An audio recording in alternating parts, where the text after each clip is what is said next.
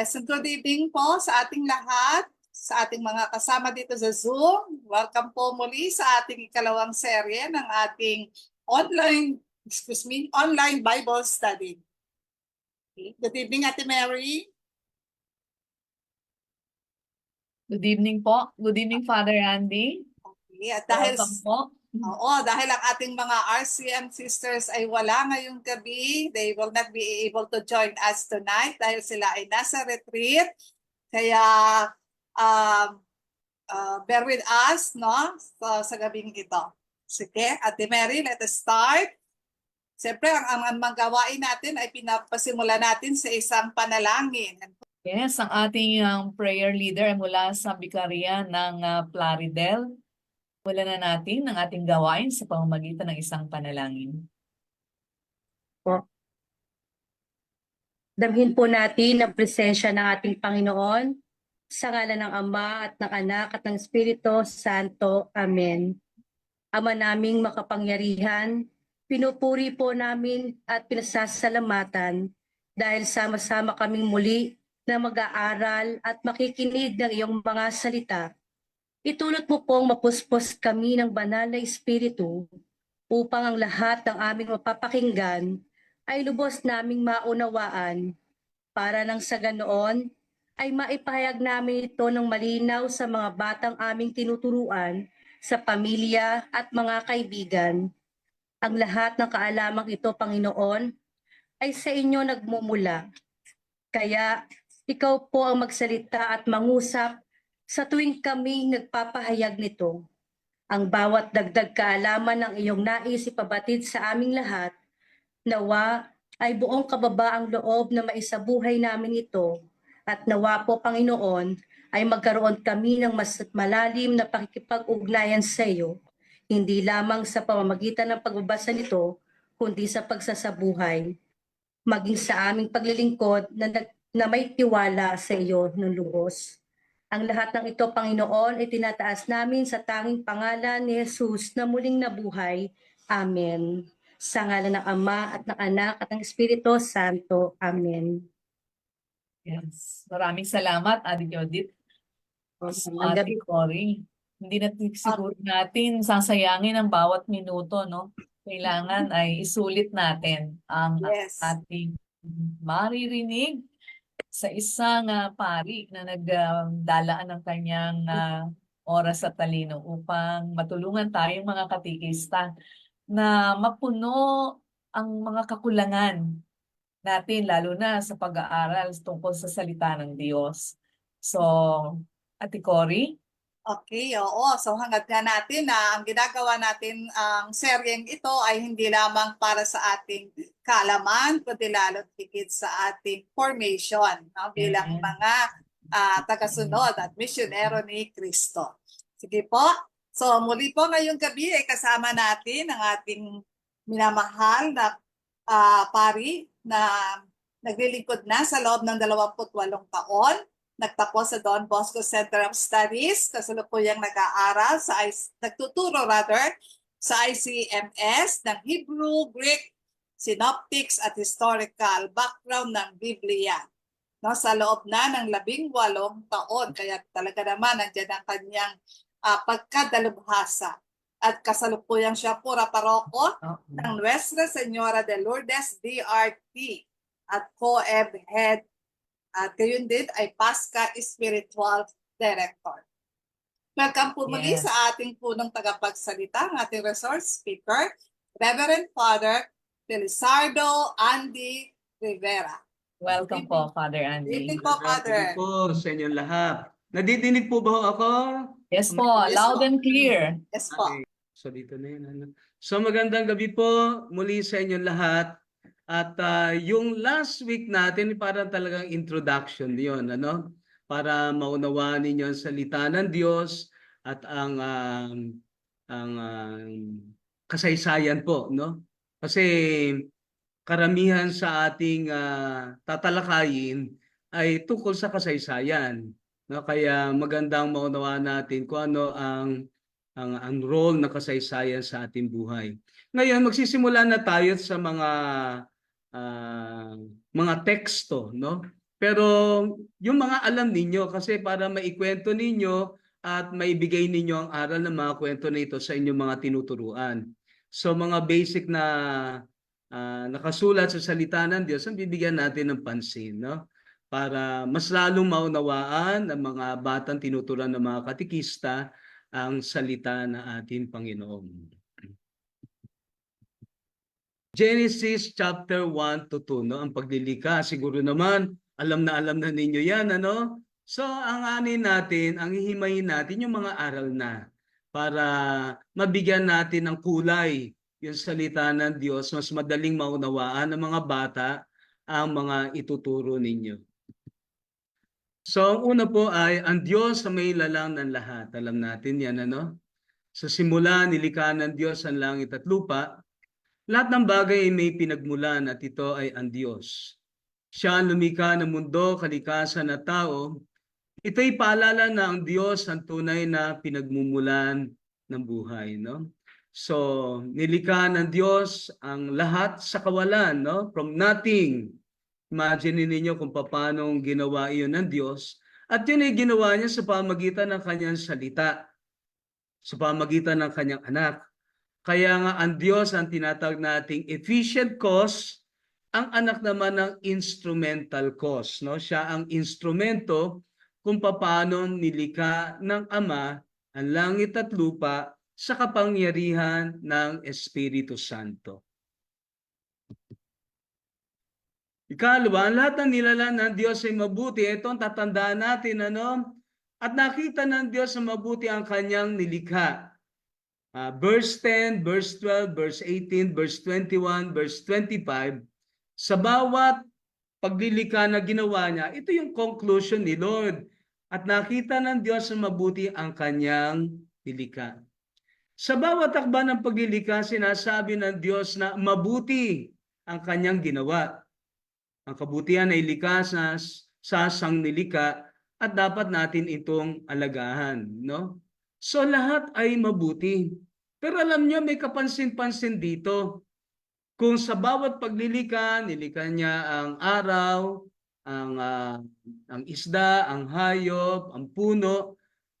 Towards the end, sasabihin niya, and God saw that it was good. Pero matapos na likhain ang tao at tinignan ang kabuuan, hindi na sinabi ni Lord, and God saw that it was good. Behold, it was very good. Kapag tinignan pala natin ang nilikha ng Diyos, no? In its totality, in its wholeness, yung buo, lahat, merong order, merong harmony, sama-sama. Ang sinasabi pala ng Diyos, and God saw that it was very good. Kaya nga hindi natin pwedeng ihiwalay ang ating sarili. Iwalay ang kalikasan sa atin. Hindi. Tuwang-tuwa ang Diyos kung makita niyo yung kabuuan ng kanyang nilikha. It was very good, no? Kaya nga una, we have to admit na sa pamagitan ng biyaya ng Diyos, lalo na tayo ngayong mga anak ng Diyos, nandoon yung goodness na yon. At lalo na kung may papakita natin yung harmony natin sa isa't isa, along with the creatures of God, iba pang nilikha niya, talagang very good kung makikita ng Diyos yung harmony na noong umpisa, yun ang nakita niya sa kanyang mga nilikha. Nilalang ang tao ayon sa larawan ng Diyos. Nilalang ng Diyos ang tao ayon sa kanyang larawan. Bawat tao ay may dignidad at halaga.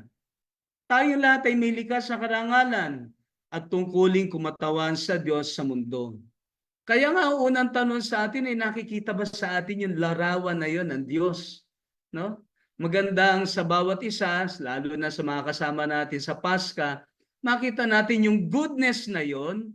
At pagka nakita yung goodness na yun, masasalamin ng ibang tao ang imahe, ang larawan ng Diyos. Ang kabutihan na inihasik niya ay nagpapakita, sumasalamin sa kabutihan na tinanggap natin sa Diyos. No? Napakaganda, no? Sa tandaan natin, tayo ang, kung mananalamin yung ibang tao, makita dapat sa atin ang imahe at larawan na ating Panginoon.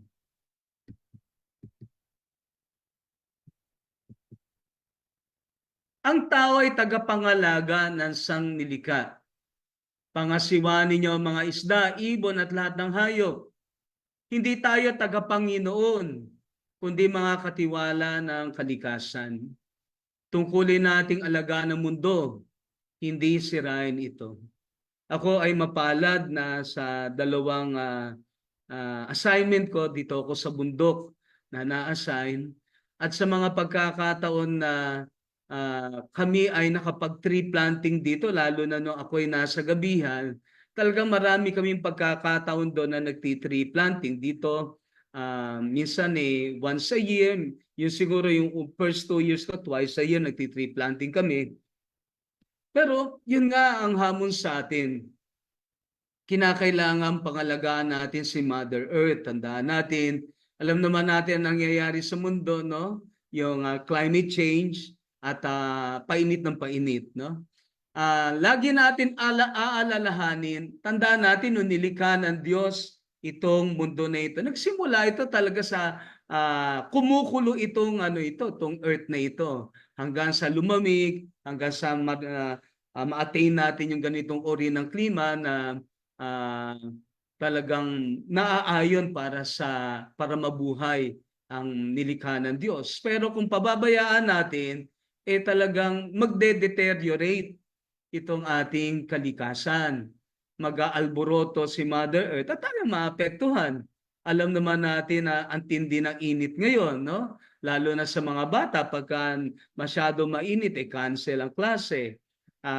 Yun nga ang extreme, minsan napakainit, minsan naman ay binabagyo tayo. At ngayon, alam natin, karanasan natin, itong mga recent years, na patindi ang mga bagyo, no? Sana naman sa mga susunod na panahon, wag na yung gano'n, no?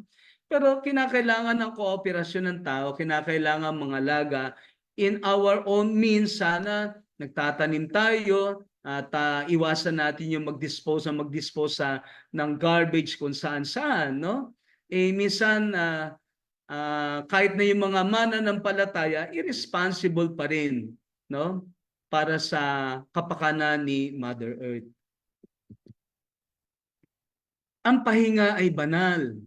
Sa ikapitong araw ay nagpahinga ang Diyos. Ang Sabat o araw ng pahinga ay mahalaga. Paalala ito na ang buhay hindi puro trabaho. Kailangan din ng kapahingahan, pagninilay, at panalangin. No? Siguro nung sinabi ng Diyos na kinakailangan magpahinga, kasi yun yung way natin para makaniig din siya. No? Sa pamagitan ng pagpapahinga na yun, nagkakaroon tayo ng space, ng time, para mapakinggan din siya. At yun yung nagbibigay sa atin ng pagre-recharge, no? Kung lagi na lamang trabaho, lagi na lamang pera ang iisipin, ay nakakabaliw yun, no? So, laging dapat iisipin ninyo yung makapagpahinga kayo. At isang bagay na na-discover ko na kailangan natin, no? Para alam niyo talagang makapagpahinga tayo sa gabi, yung vitamin D. Vitamin D, yung sunshine vitamin. Sa umaga, kahit 12 to 15 minutes, no, magbilad kayo sa araw sa umaga. Kasi nagre-reset yung katawan natin. Nagre-reset, kaya pagdating sa gabi, tayo tulog. Alam niya, malaki na itulong sa akin noon. Kaya pagdating na 9:30 at 10, hinahanap na po ng katawan ko yung pamamahinga. So, magbilad po kayo sa araw. At isang kagandahan tayo, isi-share ko lamang po sa inyo, no? Kasi kaya tayo nagkakaroon ng problema sa cholesterol. Kung mayroong mga doktor dyan, hopefully sana ay ma-confirm po ninyo yung sinishare ko po, no? Kasi yung cholesterol, hindi naman talaga yun ang problema. Ang problema natin ay yung calcium. Kapag ang calcium ay nasa bloodstream natin, nasa artery, siya ang nagdudulot ng calcification, ng pagbabara. Doon nagkakaroon ng problema yung cholesterol. Pero tandaan ninyo, kailangan ng katawan natin ng mga hormones, napakaraming hormones sa katawan, na ang base, ang kailangan ay ang cholesterol. Ganon din ang brain cell. Kailangan natin ng cholesterol.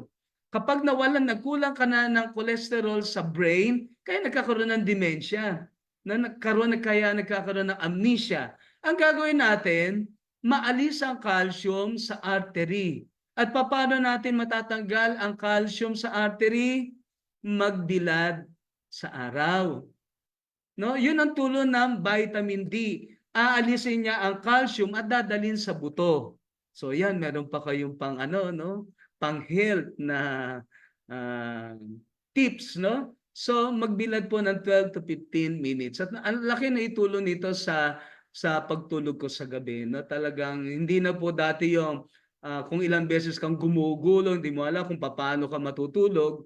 Pero pagka nagkaroon ka ng sunshine vitamin, i-reset nun yung katawan mo, lalo na yung pagtulog mo, babalik ka sa dati, para yung gabi makakatulog ka, no? Ang tao ay nilikha para sa ugnayan. Ayan, hindi mabuti na ang tao ay nag-iisa. Kaya nga si Adan ang nag-iisa, nilikha si Eva para meron siyang companion, may kaugnayan. Ang tao ay nilikha sa panlipunang nilalang. Social being tayo. Nilikha tayo upang magmahalan, makipagkapwa at bumuo ng pamilya at komunidad. Sabi nga natin, no man is an island, no? Kahit si Adam, hindi niya nakayanan ng buhay na nag-iisa siya. Pero nung dumating si Eva, doon nabuo ang kanyang buhay, no? Nakumpleto ang buhay niya kapag merong kaugnayan. At ganoon nangyari kay Adan. Pag-aasawa ay tinatag ng Diyos, no? Merong mga ibang sekta, no? Hindi sila naniniwala na kailangan ang marriage. Ang lalaki ay iiwan ang kanyang ama't ina at makikipisan sa kanyang asawa. Ipinapakita rito na ang kasal ay banal at pinag-isa ng Diyos. Isa itong tipan ng pag-ibig, pagkakaisa at pagkakapantay-pantay ng lalaki at babae, no? Lalo na sa panahon natin na muling binabalikan itong diborsyo, ilang beses na rin binigyan ng pansin ng ating Panginoon, no? Lalo na binalikan niya ito sa Genesis, no? Nung panahon niya ay meron ng mga batikang mga rabay, sina Hillel at Shimei, pero nilampasan nila ang katuruan ni Hillel at Shimei, nilampasan din niya ang katuruan ni Moses na may akda ng writ of divorce. Pero ang sinabi nga niya, sa umpisa, anong sinabi ng Diyos? Ang pinagsama ay huwag paghiwalayin, no?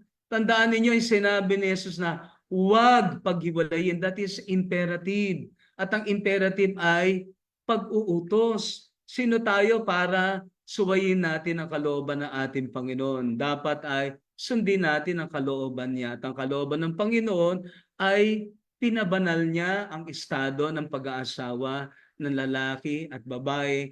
Isang tipan na hindi po pwedeng masira, at ito'y masisira lang sa pamagitan ng natural death, no? May layunin ng bawat nilalang, ang liwanag, gabi, tubig, lupa, halaman, hayop. Bawat isa ay may papel sa kabuuang plano ng Diyos. Walang nilikha na walang silbi. Tayo man ay may layunin sa buhay ang matupad ang kalooban ng Diyos, no? So lahat tayo ay may role, no? May role para sa mundong ito. Hindi ka nilikha ng Diyos para lamang maging turista dito. Meron kang gampanin na dapat gawin. At yung gagawin mo ay para sa ikalalago ng paghahari ng Diyos dito sa lupa.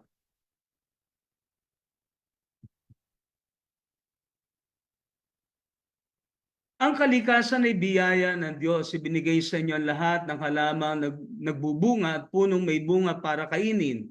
Ang kalikasan ay hindi lamang likha, ito'y kaloob. Dapat itong gamitin na may paggalang at pasasalamat, no? Tingnan ninyo ang kalikasan, no? Ang mga puno. Meron bang puno na siya ang kumakain ng sarili niyang bunga? Meron bang mga isda na siya ang kumakain ng sarili niyang laman? O kaya ang mga cattle, silang kumakain ng sarili nilang laman? Nakita natin na sila ay nilikha po as certain purpose. At dapat makita din natin ang ating sarili, no? Kung kayang ibahagi ng mga hayop ang kanilang sarili para sa atin, ano naman ang dapat natin ibigay para sa kanila, para sa mundong ito? Nakikita natin na ang mga nilikha ng Diyos ay nilikha para sa atin. Nakita mo rin ba kung ano ang role mo para mapayabong mo at mapaganda mo ang nilikha din naman ng ating Panginoon? Sila handang ibigay nila kung ano yung meron sa kanila. Ang chicken, ibinibigay niya ang kanyang itlog, ang kanyang karne, at ang iba, gayon din. Tayo, ano yung meron tayo na pwede naman nating ibahagi sa iba, sa ating kapwa, sa ating kalikasan? May kaayusan ang lahat. Sa sunod-sunod na araw ng paglilika, makikita ang kaayusan ng Diyos. Ang Diyos ay hindi Diyos ng kaguluhan, kundi ng kaayusan. Sa ating buhay, hinahangad din niyang maging maayos, makabuluhan at nakatuon sa Kanya ang lahat. Tingnan ninyo, pansinin na lamang ninyo yung solar system, no? Siguro nung umpisa, nung mainit pa ang solar system, nagliliyab, magulo pa sila noon. Pero ngayong pagkatapos ng million years, stable na, nakita natin yung order, no? Nalikas doon sa ginawa ng ating Panginoon, no? Hindi nagbabanggaan, hindi nawawala sa kanyang axis ang earth, ang moon, gayon din ang mga planeta sa kanilang kinalalagyan. Dahil ito ay merong isang wise designer, no? At yung wise designer na ito na pure intelligent ay gumawa ng isang perfect solar system.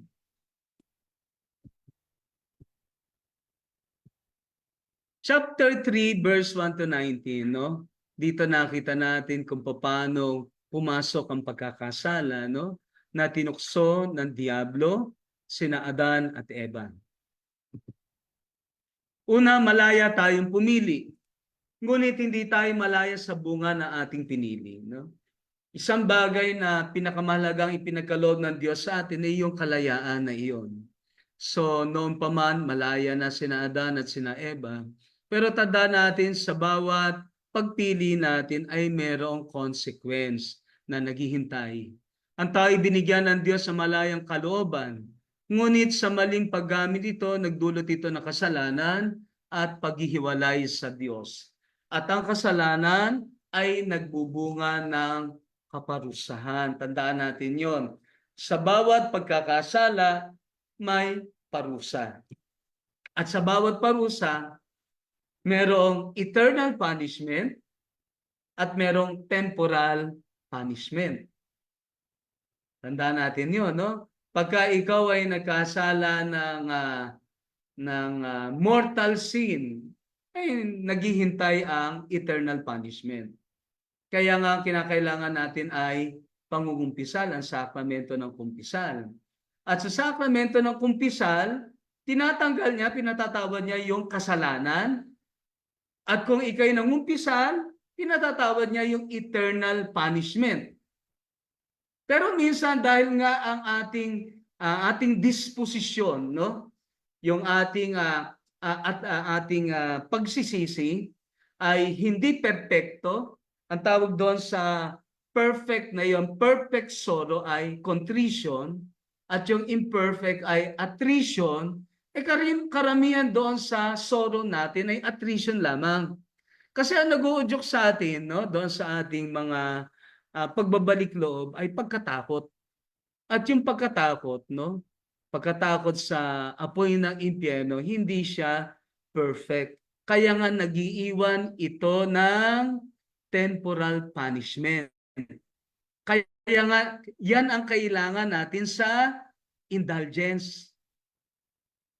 Kaya nga kailangan natin ng indulgence kasi yung mga kasalanan na ipinatawad sa pamamagitan ng kumpisal at kung paano na-erase na ang eternal punishment at may naiwan na temporal punishment, yun ang tinatanggal ng indulgence. Kaya kailangan natin ng indulhensya. Kung hindi man natin hindi tayo nagkakaroon para magkamit ng indulhensya. Actually, napakarami pa maraan. Halos lahat ng ginagawa natin merong attached na indulgence, no? Pagrorosaryo ninyo, pag Via Crucis, ano pa, banal na oras, halos lahat ng ginagawa natin merong attached na indulgence. Pero one good confession is enough to erase the sin and the punishment. Kaya nga isang napakagandang pangungumpisal, talagang tanggal na. Kung kayo ay dumalo doon sa, actually may time pa hanggang bukas ata, yung Divine Mercy Sunday, at kayo nakapangumunyo ng Divine Mercy Sunday, at nung araw na yon, nung linggo na yon ay nasa state of grace kayo, no? At kahit, ito makinig kayo mabuti, makinig na mabuti. Ito ay special grace na ibinibigay ng Second Easter Sunday. Hanggang bukas, May 15. Tama? Ay, ngayon pala May 15. Sorry, huling. Pero actually, sa computation ko, up to May 16. Hindi ko lang alam, hindi ko sure yung May 16. Pero itong huling araw, kung ikaw ay nagkaroon lamang ng imperfect contrition o yung attrition, lahat, no? Ito ay ito yung kabutihan ng Diyos, no? Ito ay special privilege, favor given to those who receive communion during the second Easter Sunday. Makakatanggap kayo ng plenary indulgence. Siguro naman, I suppose kayo ay nag-communion. At sana kung beforehand, pwede naman beforehand, before nung second na yon, you have 20 days before and after na dapat nakapagkumpisal, no? So napakahalaga nung second Easter Sunday. Kakaiba yan sa lahat ng araw sa buong taon sapagkat merong special favor na ibinibigay ang ating Panginoon sa tatanggap ng communion at ng sacrament of confessions. Regardless kung ikaw ay nakakumpisal o nagkaroon ka ng pagsisisi ng perfect or imperfect. Kahit na imperfect, bibigyan ka ng plenary indulgence. Pero, syempre mas mahalagang nasa necessary disposition pa rin tayo, no? Na sana ngayon, properly disposed pa rin tayo para tumanggap ng biyaya ng Diyos, no? Ang tukso ay kadalasan nagpapanggap ng mabuti, no? Wala namang tuksong mag-a-appear sa iyo na talagang masama. Matatakot ka pagka ang demonyo ay makikita mo talagang may pangil, may sungay, may buntot, ano? Ang ahas ay hindi tahasang nagsinungaling. Ginamit nito ang katotohanan sa maling paraan, yung tinatawag nating half-truth. Ganyan din ang tukso ngayon, madalas itong mukhang kapaki-pakinabang o kaaya-aya, no? Kung saan tayo na-entice, no? Kung saan tayo nabibighani, doon tayo pababagsakin ng ahas, no? Bakit alam niyo kung bakit tayo tinutukso ng ahas? Kasi gusto niya merong makasama sa impyerno. Nang tanong, gusto ba ninyo pumunta sa impyerno? Pero tignan din ninyo kung ano ba yung mga kasalanan na madalas tayo na bumagsak. At kung nakikita na ito na talaga ito yung mabigat, maging maging aware, maging conscious tayo sa ating iniisip, sinasabi at kinikilos. Baka yung mga paulit-ulit na yon, mabibigat na pala yung ginagawa natin. Ano? Pero I believe naman na aware na kayo doon sa mga mortal sin, no? In fact, ang mortal sin napaka-difficult din namang magawa iyon, ano? Kasi you need the three elements, no? Para magkasala ka ng mortal sin. Una, gravity, mabigat, no? Mabigat. Ikalawa, free, malaya kang ginawa iyon, no? Malaya. At ikatlo ay alam mo na iyon ay mabigat na, yun ay kasalanan, ano? So yung gravity, yung freedom, at yung knowledge, no? Kapag yung tatlo na yung pasok, yun ang mortal sin, no? And minsan meron mga taong hindi malaya, no? Meron nagpapagawa sa kanila na gawin yung bagay na yun. So he is no longer or she is no longer free.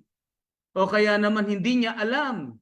Hindi niya alam na kasalanan yon. So, maaring grievous yun, mabigat, pero hindi pa rin mortal sin. So, para magkaroon ng mortal na kasalanan, yung tatlong elements na yon must be present. Okay?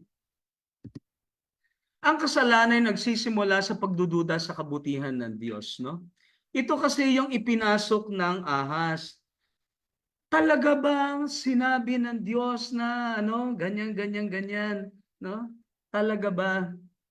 Nang tinanong na ahas si Eva, ipinahiwatig nito na tila may ipinagkakait ang Diyos. Yun yung impression na gustong iparating ng demonyo sa kanya, na parang hindi siya mapagkakatiwalaan. Dito nagsimula ang pagkahulog, no? When we start to doubt the goodness of God, no? So, minsan, na tinutukso tayo, tandaan naman natin ang tukso, hindi pa naman kasalanan. When we become aware na iyon ay ano na, tukso na, so dapat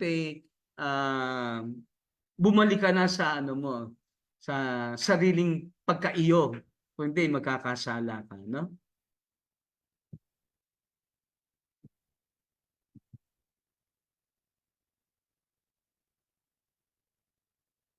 Ang kasalanan ay may epekto hindi lang sa sarili kundi sa lahat ng tao, no? Ang ginawa ni Adan at Eva ay nagdulot ng sumpa sa buong sanlilikha, pagkakasakit, paghihirap at kamatayan. Wala ni isang kasalanan ang pribado sa harap ng Diyos, no? Tandaan natin meron tinatawag na social sin. Ibig sabihin, sin has repercussion to society, to the community. Merong epekto ang kasalanan sa ating pamayanan, sa ating ugnayan. Kaya nga sabi, wala ni isang kasalanan ng pribado. Kahit na ang kasalanan ay private, it affects all of us. Ganun ang nangyari sa kasalanan ni Adan at Eva. Kaya nga may original sin. Hindi maintindihan ng ibang mga tao yung original sin. Bakit daw yung mga bata ay binibinyagan, wala naman daw silang kasalanan. Actual sin yung sinasabi nila. Pero yung original sin yun na namana, kaya nga tayo ay namamatay, kaya nga tayo naghihirap dahil doon sa kasalanan na iyon. So kinakailangan maalis yung attachment natin doon sa kasalanan na yun upang tayo makapagsimula. No? So ibig sabihin sa pagtanggal sa pamagitan ng binyag, natatanggal yung initial corruption. Kaya nga nagkakaroon tayo ng recreation. Muli tayo nililikha ng Panginoon. Kaya lang nasisira muli yung paglilikha na yun ng Diyos dahil nung tayo magkaroon na ng age of reason, naging conscious na tayo sa ating sarili, nagkamali, bumalik na naman tayo sa corruption. Pero merong antidote na ibinigay ang ating Panginoon at yan ay ang sakramento ng kumpisal na sana ay pinupuntahan natin, ipinagkaloob ng Diyos sa atin, yung susi, yung ordinary means, tandaan ninyo ito, no? Yung mga sakramento na ipinagkaloob sa atin ng Diyos, karanasan natin ang kaligtasan, tandaan, karanasan natin ang kaligtasan, ordinaryong pamamaraan para maranasan natin ang pagliligtas. Kaya kung ikay nangumpisal, nararanasan mo ang pagliligtas ng Diyos na tayo'y pinatatawad sa ating kasalanan. Huwag na natin problemahin yung ibang tao dahil sa kanila, meron ding inilaan na pamamaraan ng Diyos kaya ang tawag doon ay extraordinary means. Sa kanyang kabutihan, bahala na ang Diyos kung paano niya ia-apply ang grace sa ibang tao. Sa atin, dahil tayo yung we possess, no, the ordinary means, we have to approach kung ipinagkaloob sa atin at ang pamamaraang angkop sa ating mga Katoliko ay ang sakramento ng kumpisal. Totoo na mga binyag na kasalanan ay napapatawad ng through the celebration of the Mass, through the reception of the communion, napapatawad ang ating mga kasalanan na binyag.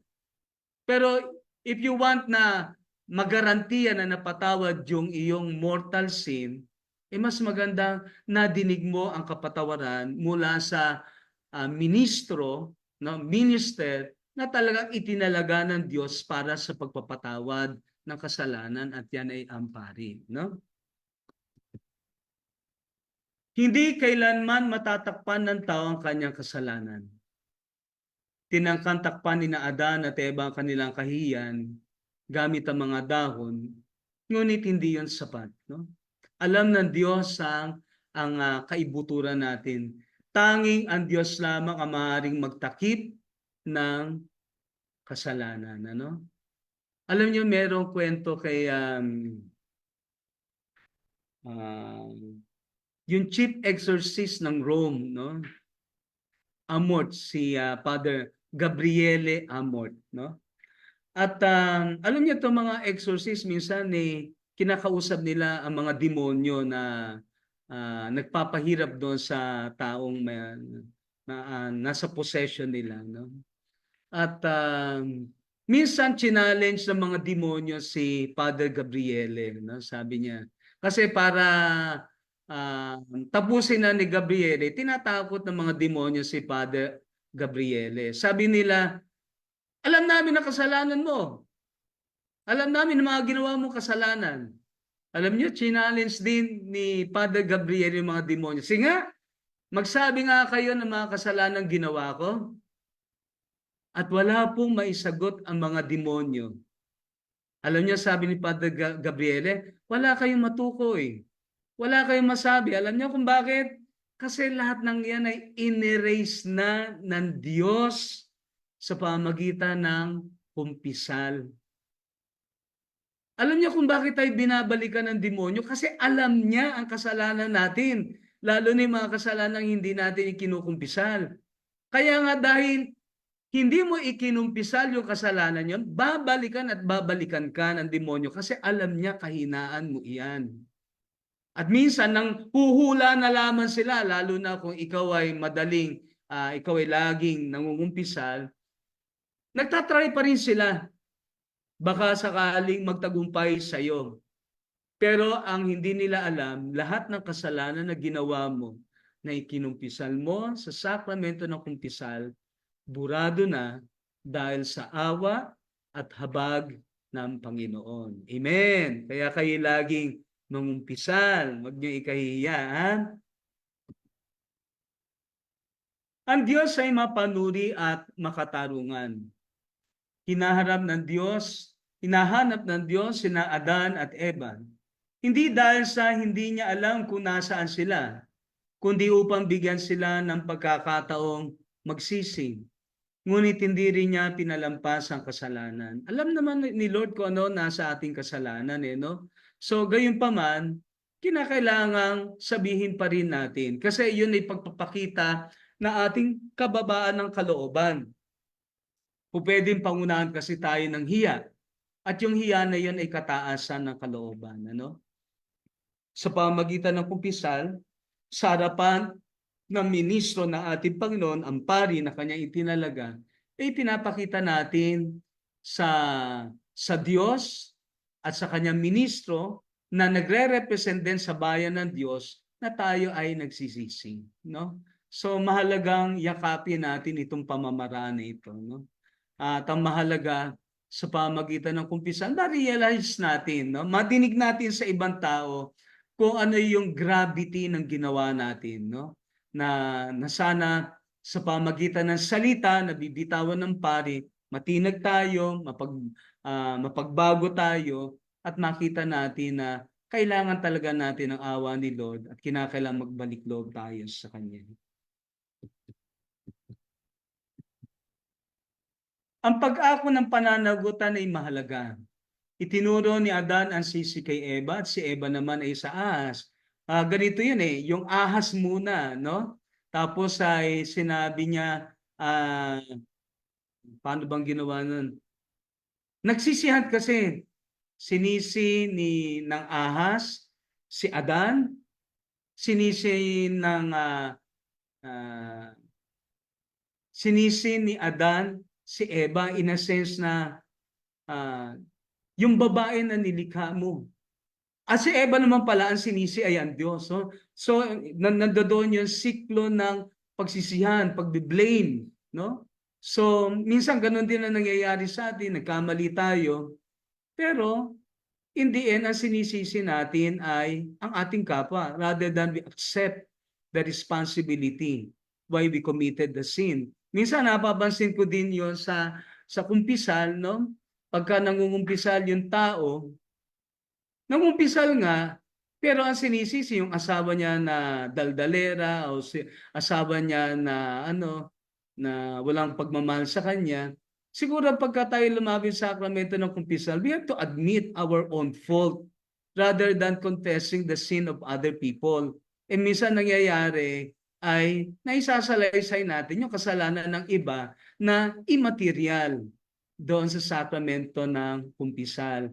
Once we accuse ourselves, sarili lang natin ay accuse. We don't blame other people for the mess that we have committed, no? So tandaan lagi sa sakramento ng kumpisal, sarili natin ang i-accuse natin at hindi natin i-justify ang sarili natin kapag tayo nangumpisal. May kaparusahan ng kasalanan. Ang paglabag sa utos ng Diyos ay nagbunga ng paghihirap sa panganganak, hirap sa pagtatrabaho at kamatayan. Ang kasalanan ay may spiritual, emotional at physical na epekto. Sa kasalanan noong una, ang mga parusa, ang mga paghihirap ay consequences ng kasalanan na ginawa natin. Pero ngayon, sana baguhin na natin. Kung nararamdaman man natin yung paghihirap na yon, yung mga pagsasakripisyo na yon, pwede naman natin yakapin ito at gagamitin natin paglilinis naman ng ating sarili, no? Ito yung catharsis, no? Purification na we have to undergo. Instead na we pursue yung purification sa purgatory, kaya nga ang mga santo matatalino sila eh. Niyakap na nila yung purification na yun dito sa lupa. Dito pala sa lupa, pinabanal na nila yung paghihirap na yon. Kaya nga pag may nararamdaman ka, isipin mo lagi, pag may nararamdaman ka sa iyong katawan, sa iyong ulo, emotional na problema, financial, spiritual, even spiritual problems, accept those, embrace those problems. Huwag ka mag-complain. Dahil sa pamamagitan nun, nililinis ka na ng Diyos. Kung meron lamang proper attitude, pag-ibig, pagmamahal, nililinis ka na.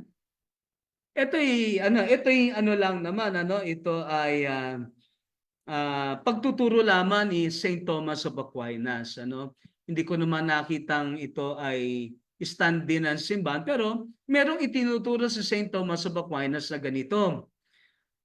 Minsan kasi hindi na natin, ang iniisip lamang natin, pupunta tayo ng purgatorio, no?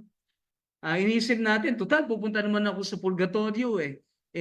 Hindi naman ako perfecto. Doon na lamang ako magpapalinis sa Diyos. Sabi ni St. Thomas of Aquinas, yung pinaka-mahina na paglilinis sa purgatorio, ang katumbas daw noon, sabi niya, si St. Thomas lang naman ito, no? Sabi niya, yung pinakamahina, yung light na purification na matatanggap ng isang tao sa purgatory ay yung pinakamasakit na naranasan mo nung ikaw'y nabubuhay sa lupa. Yun yung light. Paano yung heavy punishment, heavy purification? Kaya nga, ngayon pa lamang, lumapit na tayo sa sakramento, no? At tayo ay hugasan sa dugo ng ating Panginoon. Maraming pagkakataon para tayo tumanggap ng mga indulgences. Pero wag nating kalilimutan yung pinakamas sinabi ni San Pedro, no? Doon sa kanyang letter of Saint Peter, love covers multitude of sin. Tandaan mo yun. Tandaan natin yun. Love covers multitude of sin. Kaya nga hindi fear eh. Hindi fear ang kailangan natin. Ang fear will lead only to attrition. Ang kailangan natin ay perfect. At yung perfect na pagtugon na hinihintay sa atin ay magmahal. Na kinakailangan tumugon tayo na may pagmamahal. Kaya nga kung ikay nahihirapan, nasasaktan, nabibigatan, yakapin mo yung paglilinis ng Diyos at mas lalo kang magmahal, nililinis ka na ng Panginoon.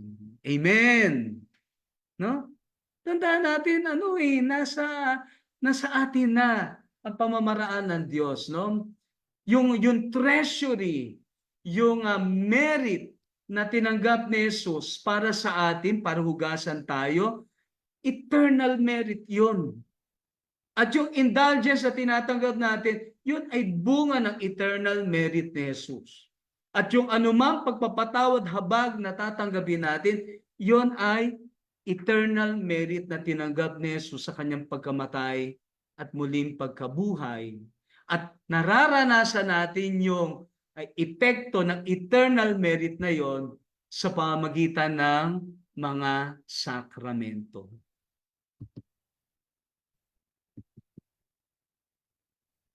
Naku, naghang na naman ako. Saan ba ito? Hindi. Brother, nag-ano ulit ako. Naghang eh. Sandali po. Hindi ulit maniyan. Saan ba pipindot siya? Yun naman. Ay, bakit kanina hindi umanda? Okay. Number 10, ang Diyos ay mabagin at naglalaan ng pag-asa. No? Bagamat pinalaya si Adan at Eva sa Eden, binigyan pa rin sila ng damit mula sa balat ng hayop. No? Tandaan nyo, may punishment. Ano? Lumabas sila sa Eden, pero ang pagkalinga ng Diyos patuloy, no? Isang paunang senyales ng sakripisyo para sa kapatawaran, no? So, hindi natatapos. Although merong punishment na ipinahihintulot ang ating Panginoon, yung mga sakit sa katawan, yung mga problema dumarating, tandaan, hindi yon punishment per se, kundi yun ay paglilinis ng Diyos sa atin. Mahabagin ang Diyos. No? Tandaan natin, ang habag ng ating Panginoon ay araw-araw nating nararamdaman at nararanasan.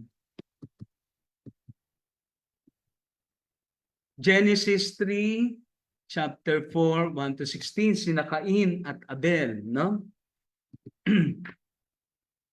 Mahalaga sa Diyos ang intensyon sa likod ng ating mga handog. Bagamat parehong naghandog sina Cain at Abel, tinignan ng Diyos ang puso ng bawat isa. Tinanggap niya ang handog ni Abel sapagkat ito'y taos puso at may pananampalataya. Aral, hindi sapat ang panlabas na gawa. Mahalaga ang tamang puso at intensyon sa paglilingkod at pag-aalay sa Diyos. Now we have to clarify, no? Kasi minsan nung bata ako, nadinig ko sa katikista, kaya tinanggap yung kay Abel dahil mas malaga yung pag-aalay ni Abel. Hindi po yun ang ano doon. Tandaan natin sa sacrificial system ng mga Hudyo, parehong katanggap-tanggap yung hayop at yung mga prutas o mga produce na galing sa lupa. Pareho pong tanggap yon. Kung bakit tinanggap ng Diyos yung alay ni Abel, dahil yung internal disposition, no? Yung disposition ni Abel. Itong si Cain, nakita kagad ng Diyos, kaya nga ang Diyos nagsalita na kagad, nakikita na kagad ng Diyos yung kung ano meron sa puso ni Cain na naiinggit. Kaya nga dito sinasabi, una, sa ating paghahandog yung intention, tingnan natin yung intention, po pwedeng tayo ay gumagawa ng noble action, pero ano ang dahilan? Para self-gratification, para purihin, para makilala. Doon pa lamang, wala nang saysay ang ginagawa natin. Kunyari, tayo ay nanlilimos, no? Nanlilimos tayo nagbibigay ng limos. Kung yun ay ginagawa natin in private, yun ay ginagawa natin para kay Lord, para purihin ng Diyos. Pero kung yun ay para ipakita at ikaw ay nag-selfie pa, hindi maganda. So, merong mga magagandang bagay, no? Tandaan natin laging nandoon yung action at nandoon yung intention.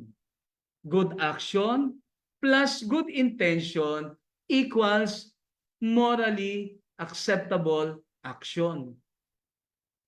Pero kung ikaw ay merong magandang action, no?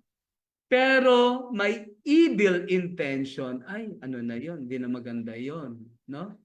Kaya tingnan natin ah, maganda na pareho. Good action, good intention.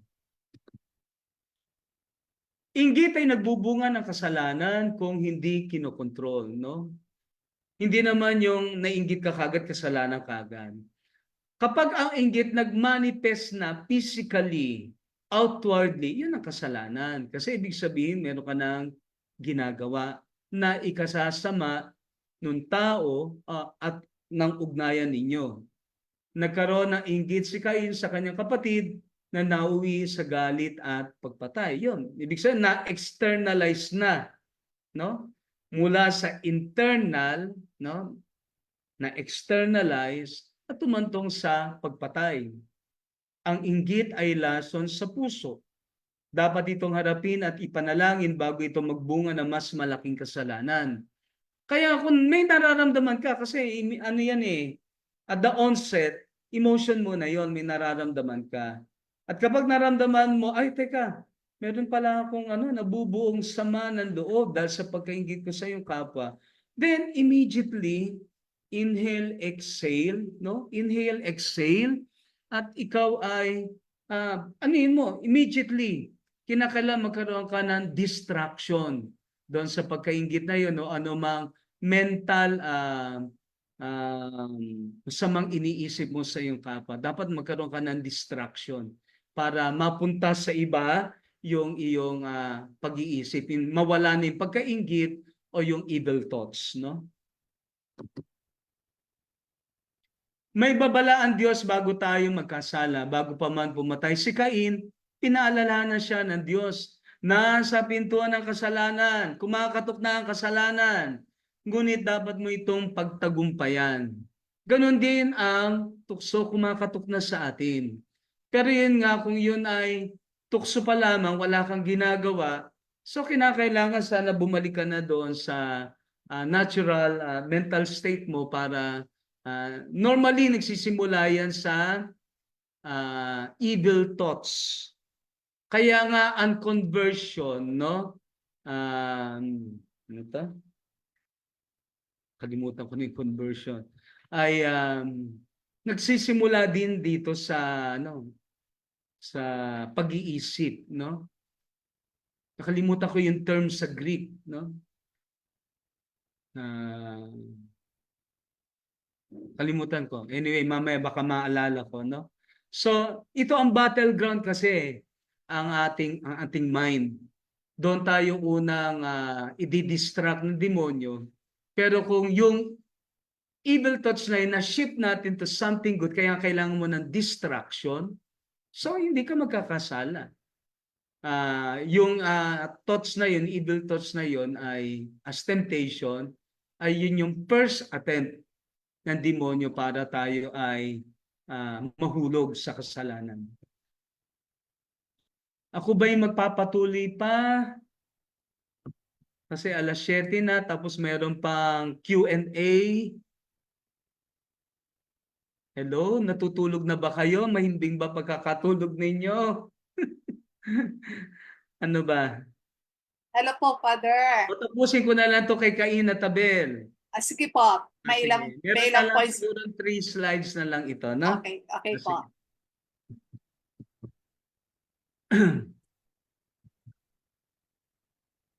Ang kasalanan ay mabigat na bunga. Matapos patayin si Abel, naparusahan si Cain.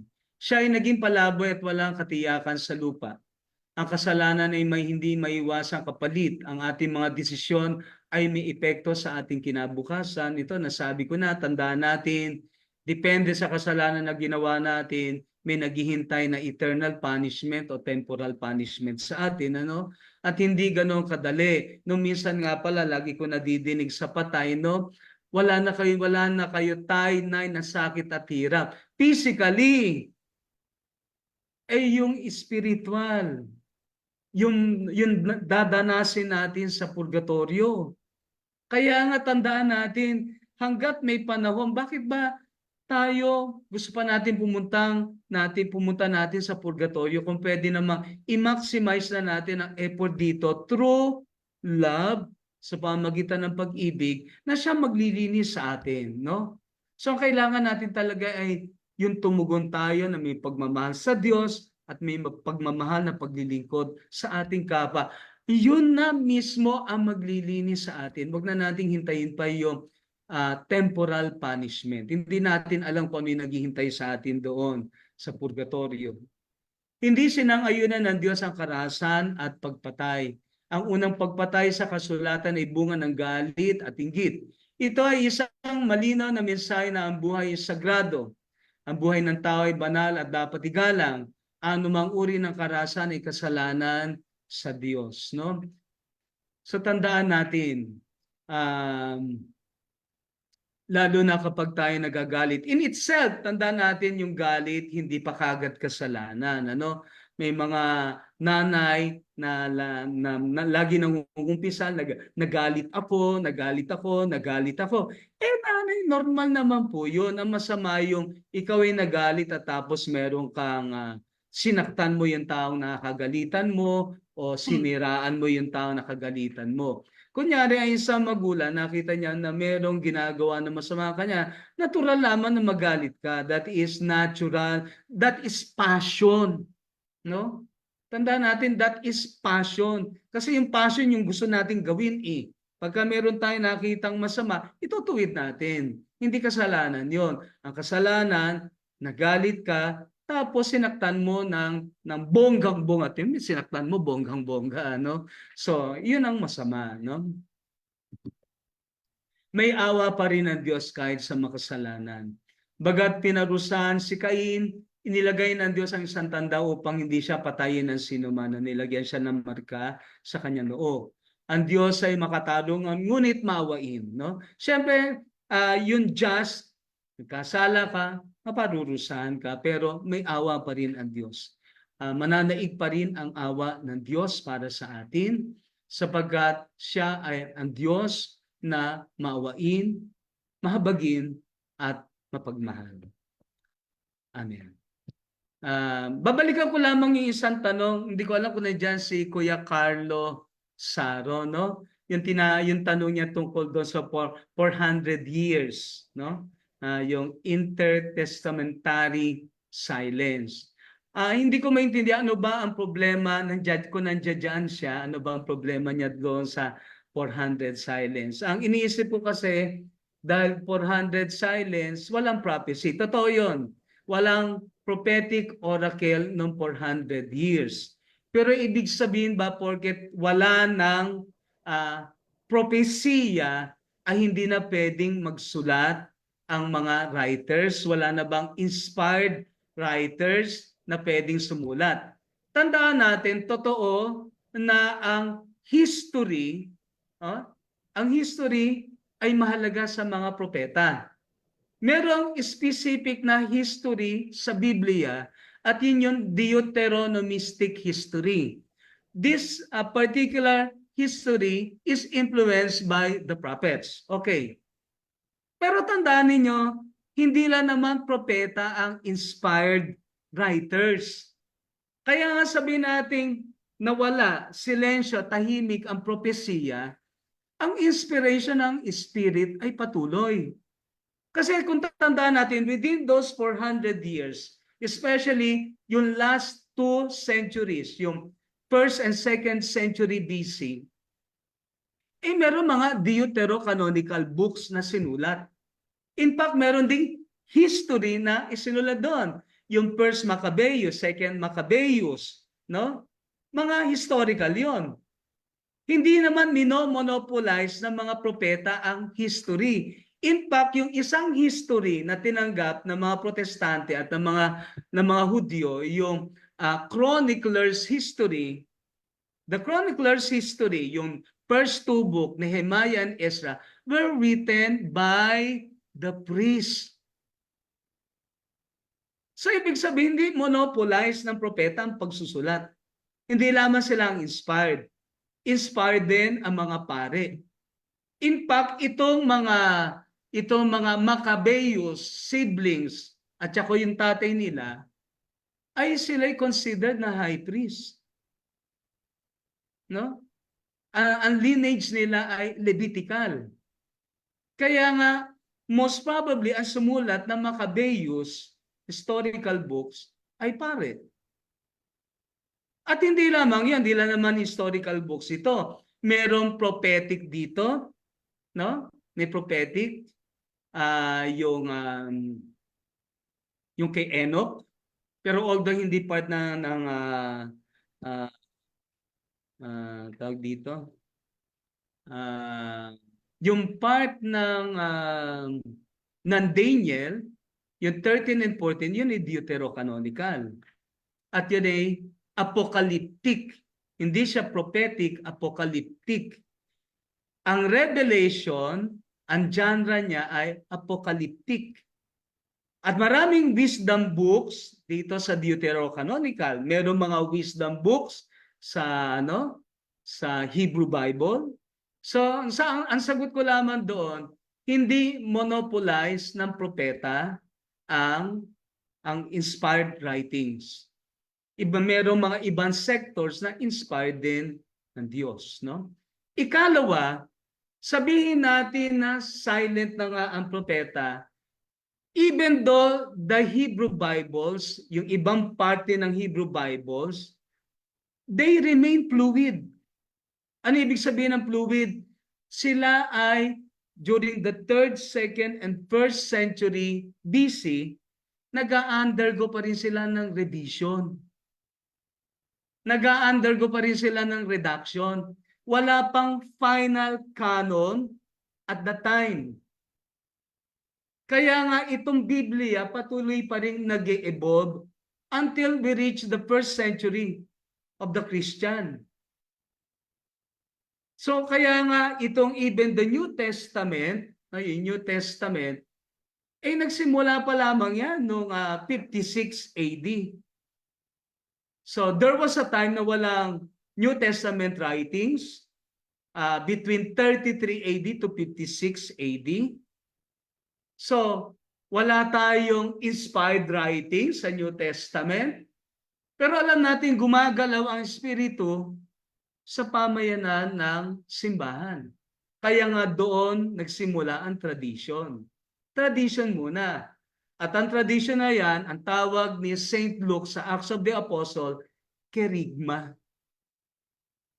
They proclaim the good news. Proclamation of the good news.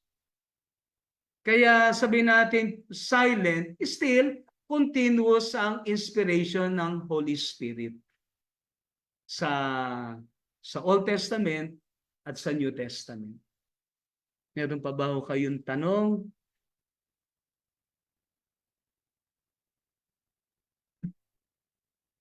So yan po, Father, yung answer ninyo last week, yung hanging question mula kay Brother Carlo. Okay? Para naman po ngayon sa talk natin, meron po ditong tanong mula sa kasama natin dito sa Zoom.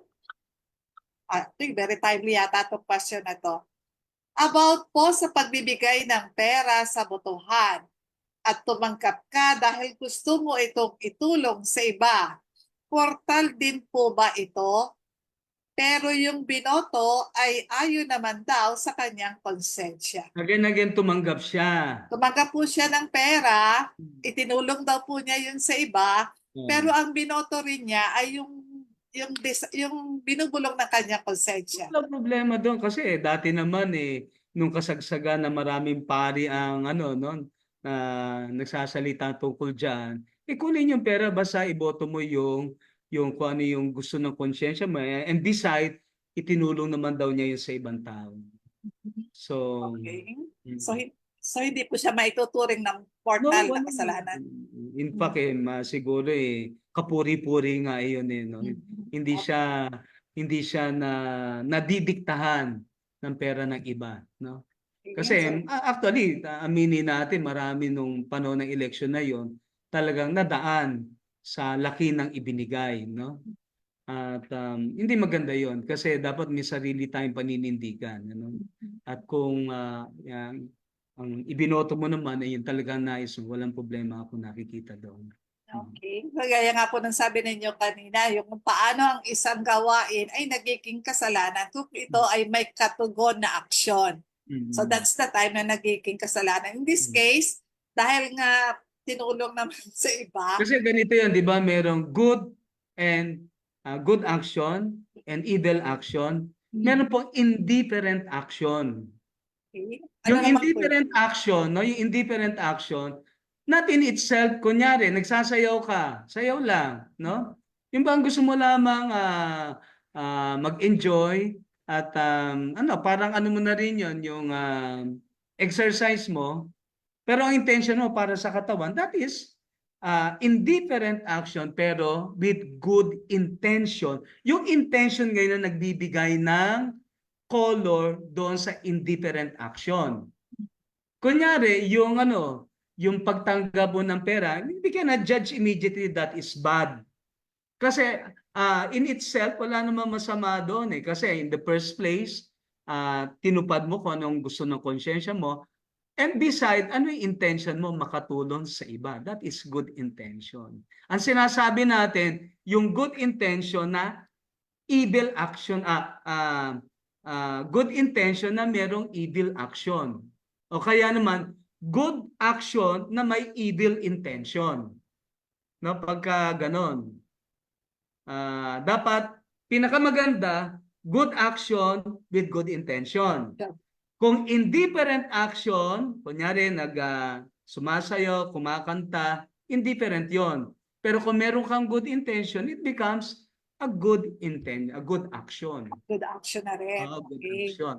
Pero kung ikaw ay may evil action, tapos may good intention, the end does not justify the means.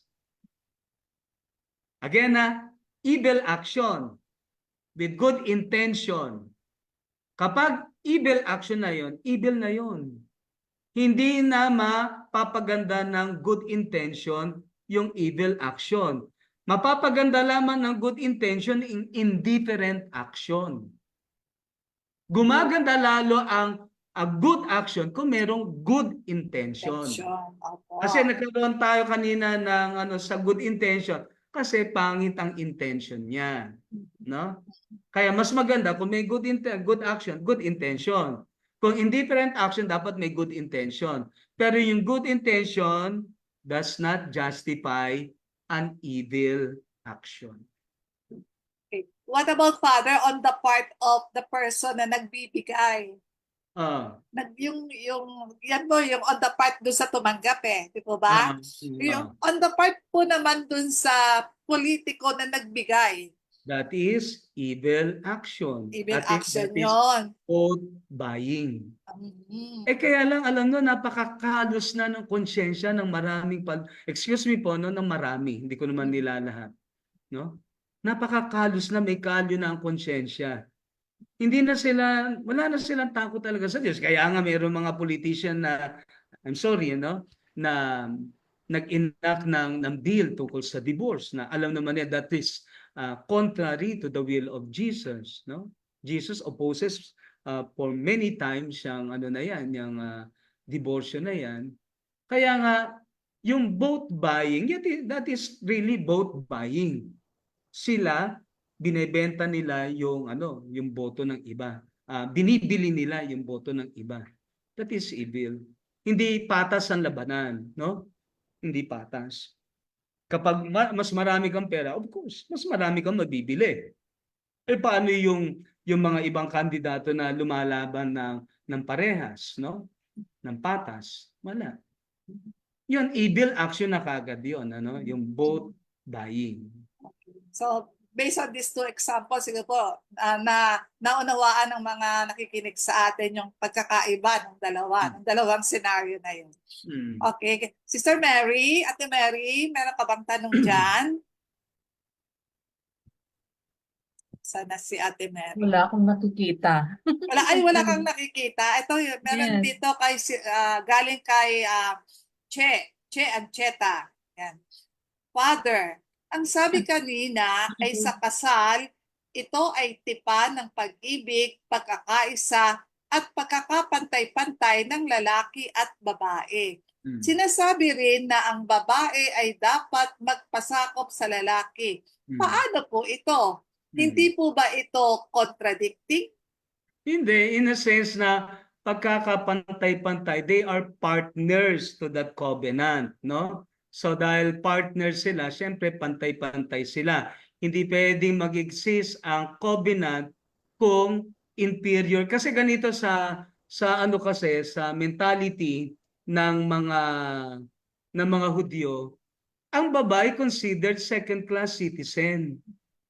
And in fact, dahil sila ay second-class citizen, they are considered only property of the husband. Naunawaan niyo kung bakit ginamit yung pantay. Ibig sabihin, itinaas ng Diyos ang dignidad ng babae dahil dati ay ano siya, property lamang. And in fact, ang babae lamang ang nagkakasala ng pakikiapid. Ang lalaki hindi. Accepted Ang sila lalaki doon. hindi.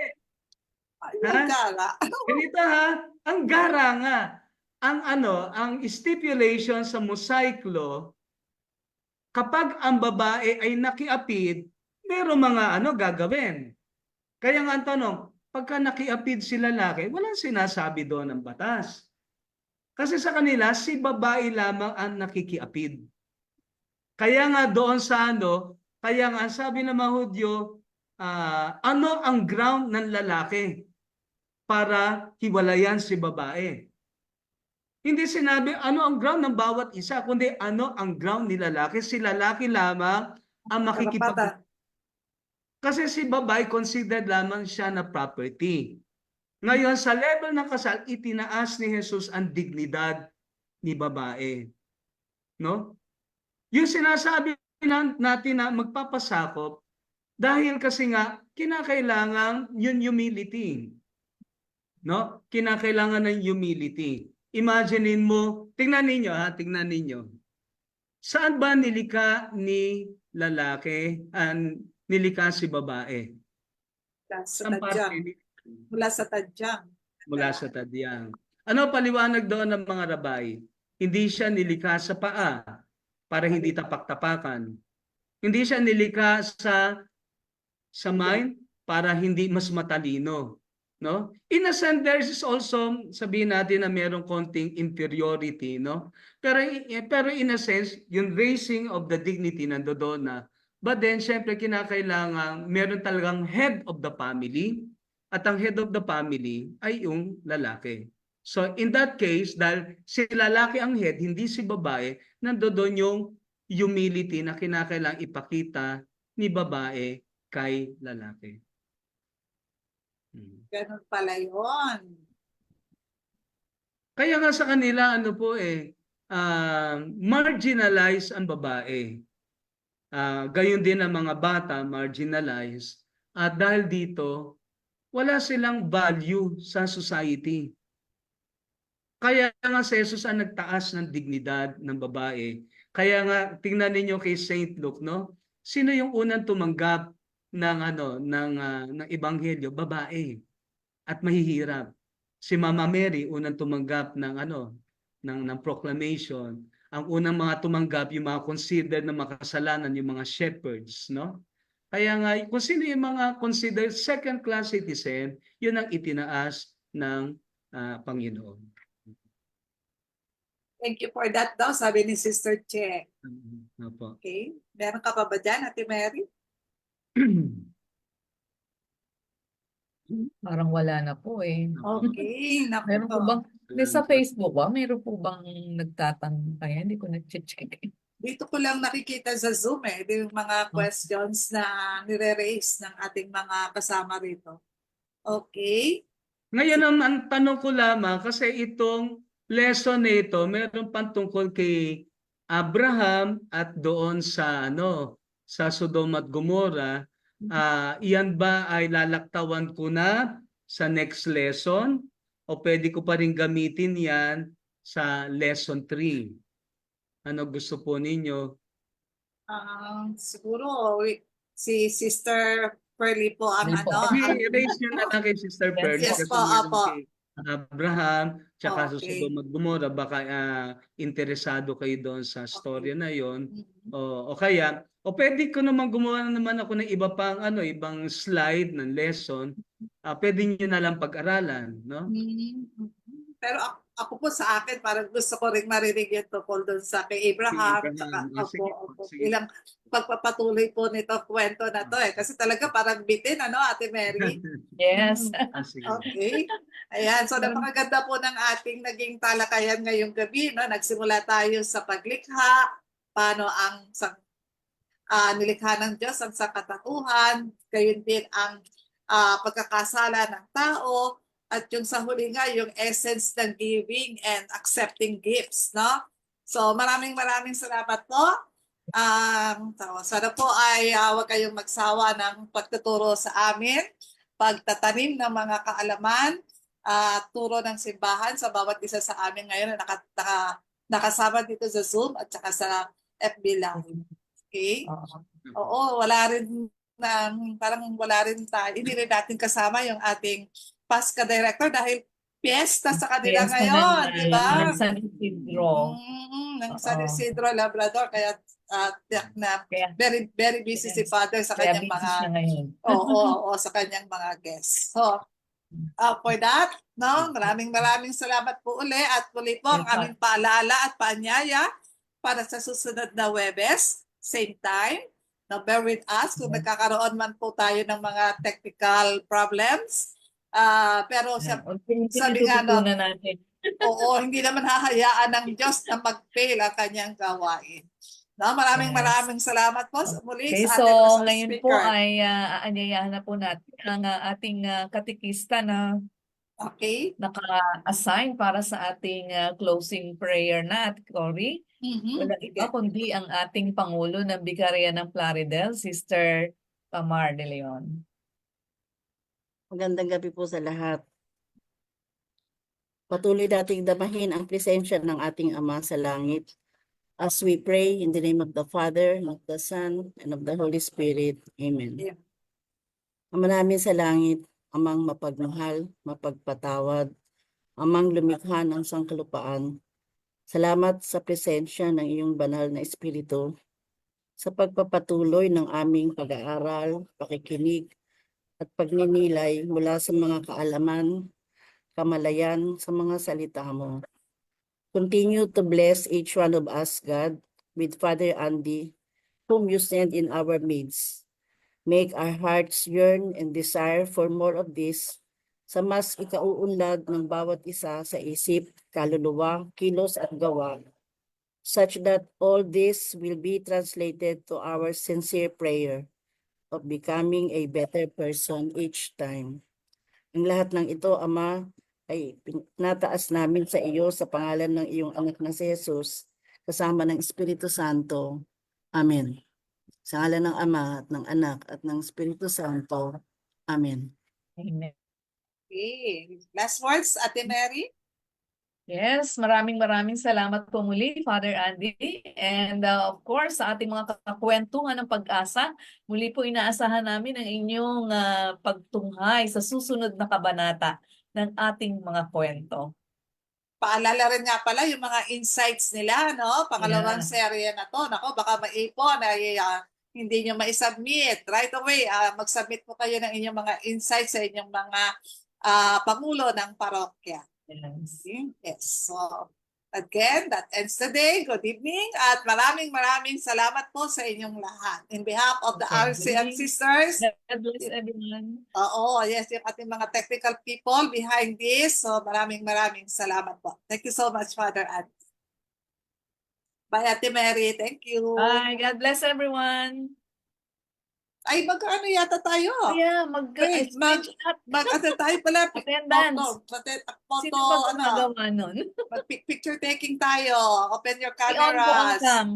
Oo. Paki-open po ang camera. Sino yung mag-screenshot? Kuya?